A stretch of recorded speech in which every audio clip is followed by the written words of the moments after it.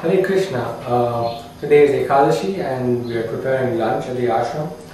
We thought we'd videotape this for anyone who wants to learn how to make a very simple recipe of vegetable stew. We usually keep our kitchen fairly clean and we wash our veggies, we wash ourselves before we cook.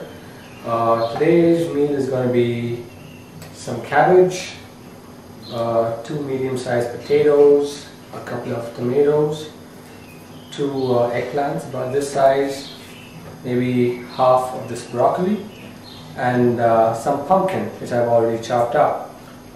This should feed about 5 people comfortably. And apart from that, we're going to use quinoa. So today being Ekādaṣī, we fast from grains and beans. Ekādaṣī is the 11th day of the lunar cycle.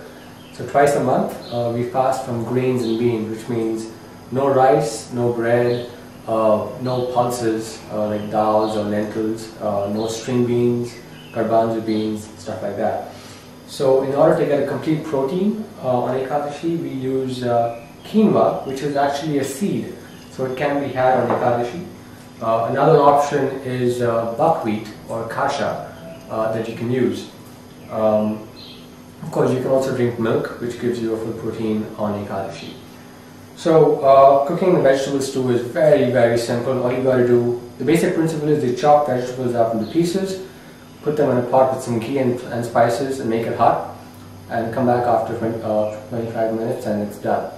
So we're going to first just chop our veggies and here we go.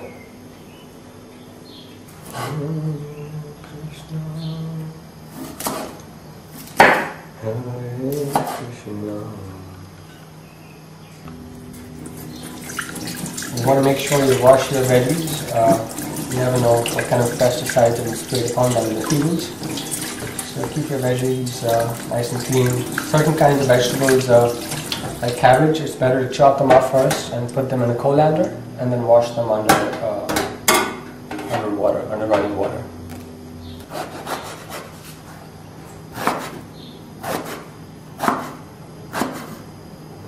We prefer to leave the skins on the potatoes. They have a lot of nutrients, so you want to make sure you really wash the potatoes well. The smaller you chop your potatoes, the faster they cook.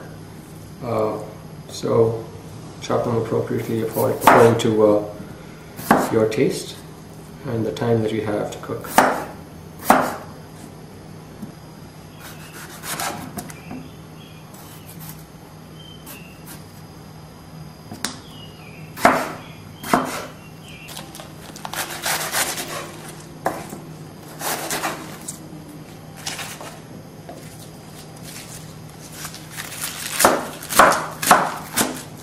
So once we have all our veggies chopped up, the next thing is to dump them in a pot with some ghee and spices.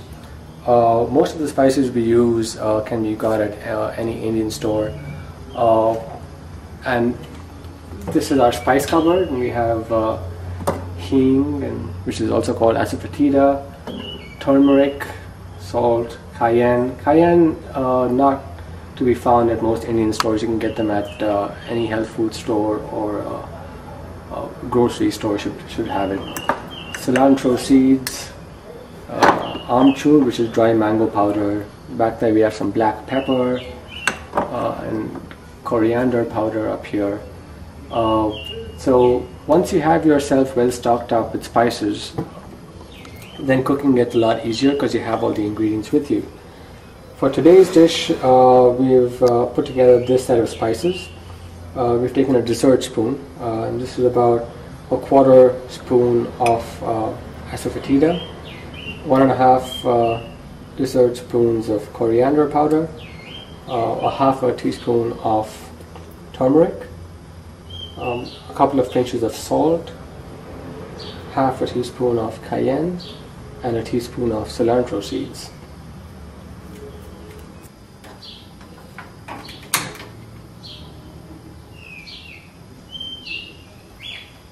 We use a pot with a fairly heavy bottom that prevents burning of food at the bottom.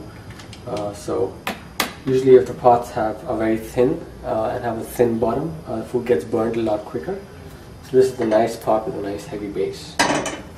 We warm it up a little bit to make sure there's no water left in the pot, because once we add the oil or the ghee, if there's water in there, then it starts to splutter, and that's not such a nice thing.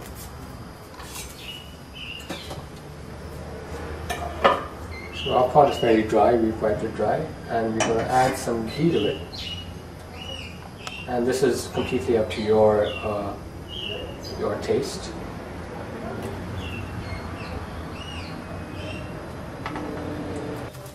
So the ghee has been warming up on a fairly low flame.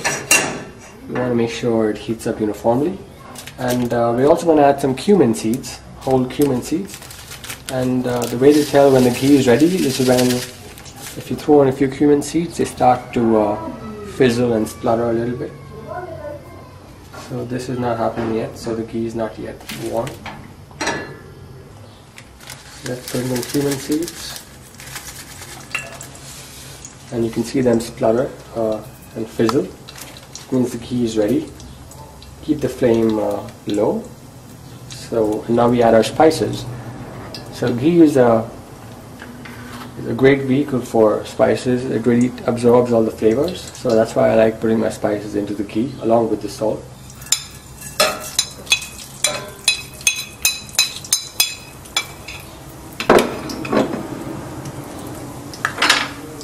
And just mix it around.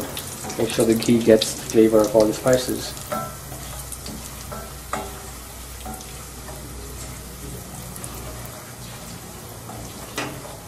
So you have to be careful not to let the spices burn.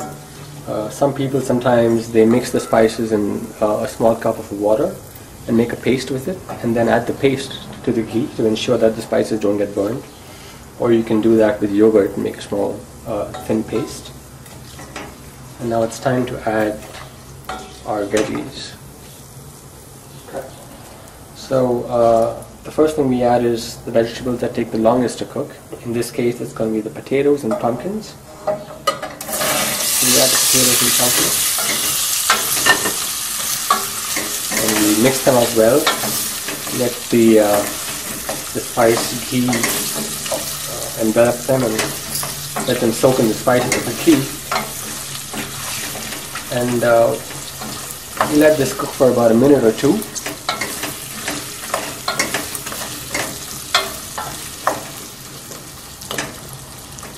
And we raise it to a slow simmer. This has been cooking for about a minute. Now we add the eggplant and broccoli. And we let it stay on top, we don't mix it in, because they require less heat to cook. And on top of that, we add the cabbage, chopped cabbage. We add about a cup of water. That's the sound of the water fighting with the ghee.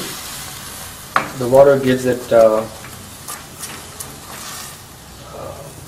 it evens out the heat in the pot, and everything cooks more uniformly. And the steam also helps to cook the food. Once we've added the water, we cover it and let it simmer. And every 5 to 10 minutes we can open it up and just stir it in to make sure nothing is stuck at the bottom and nothing is getting burnt.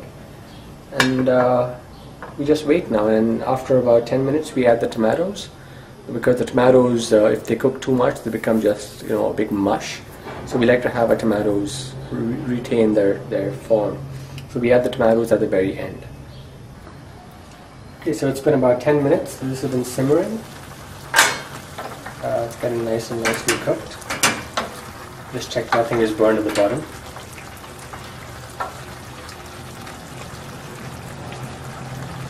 The pumpkins are getting soft. The potatoes are still a little hard, so we'll have to cook a little longer. But this is about a good time to add in the tomatoes and let them sit on top. As the tomatoes cook, they'll get softer and they'll release water.